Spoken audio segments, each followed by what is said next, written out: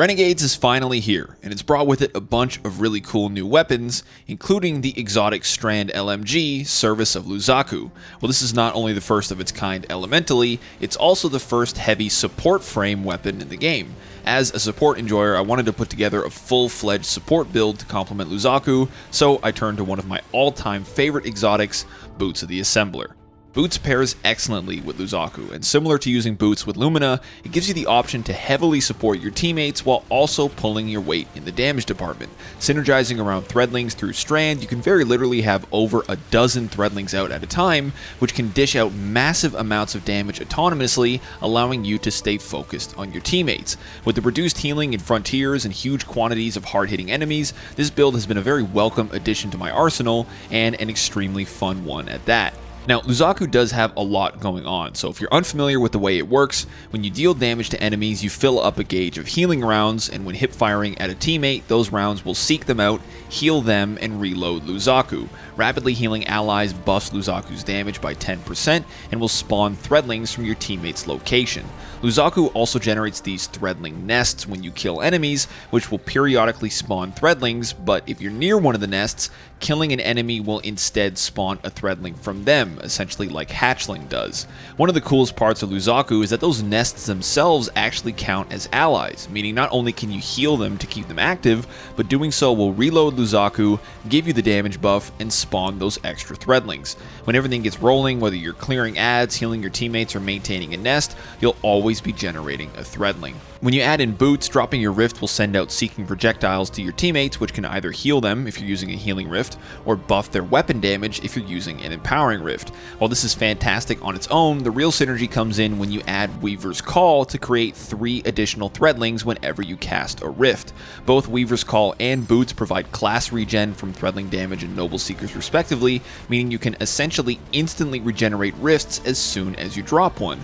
As you can see in this clip, I generate a full Rift back in about 3 seconds. With constant uptime on Rifts, you can send out loads of extra Threadlings and also make sure your allies are constantly buffed by Boots. Adding in Weave Walk as the second aspect gives you some great survivability, and it'll generate perched Threadlings that you can then send out with your Rift. If you're posted up next to a nest, you'll be filling the field with Threadlings, getting you that Rift right back, so whenever you get low, you can just Weave Walk over to some healing orbs, generate more Threadlings along the way, and drop your Rift as you exit to start the next wave. This synergy between Luzaku and Boots feels really smooth, and since the effect from Boots can change based on what Rift you choose, it's really easy to adjust to your team based on whether they need more healing or more buffs. I think between the two Rifts though, empowering is definitely the way to go, as healing Rifts don't really do too much in Frontiers, and Luzaku can more than take care of healing your teammates on its own. I also found that using Weave Walk to reposition and collect healing orbs ended up working really well and was really fun to do. I was, however, rocking the Revitalizer ability as well,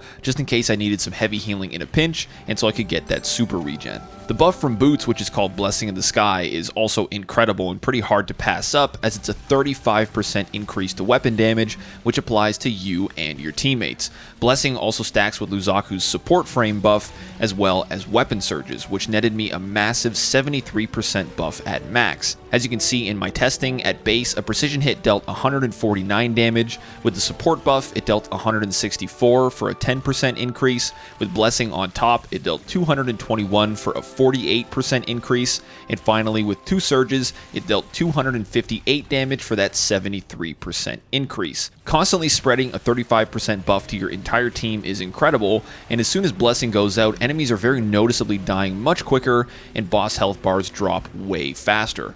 Praxic Blade is obviously pretty juiced up on its own, but when you've got 2 teammates using it with that 35% buff, they'll start slaying out like crazy, and it's so much fun to watch, knowing just how much of an impact your support is having. There are a few more elements to the build that really makes things tick that I should mention though, with Fragments of course being the big one.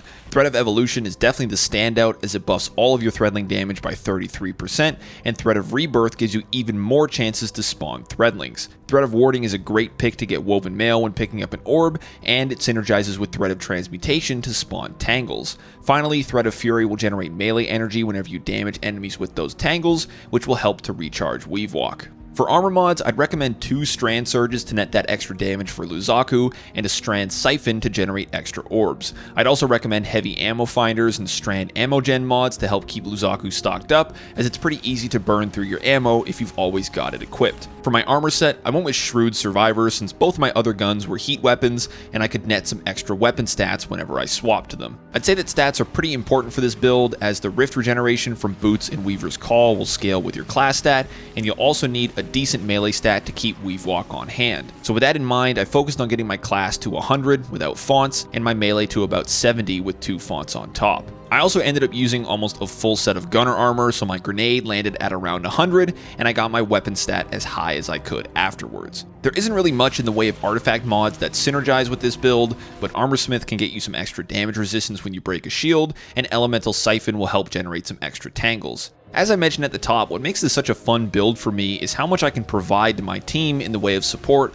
while also pulling a lot of weight in the damage department. I'm not exactly the biggest fan of how it feels to shoot enemies with Luzaku, but because it's mainly centered around generating all of those threadlings, I almost didn't have to shoot enemies to still feel like I was slaying out. It's such a cool concept to me that I'm rewarded for healing my teammates and setting up my nests with this cacophony of threadlings, and it really incentivizes me to focus on that support role, knowing I won't be sacrificing my offense. There are a few times where I had 4 nests out at once with a rift going in the middle of all of them. I was darting around, buffing and healing my teammates, keeping an eye on all the nests, and generating dozens of threadlings where I was just totally in awe at how cool this build is. While it does present some slight limitations in terms of personal survivability, that's really only an issue due to the way that healing works in Frontiers. In standard content, you're able to stay inside of Weave Walk until you're fully healed, and since you can exit Weave Walk by dropping a rift, it's a perfect way to cycle through the loop. Regardless though, the impact that the support from Boots and Luzaku provides is well worth putting yourself in a bit of danger,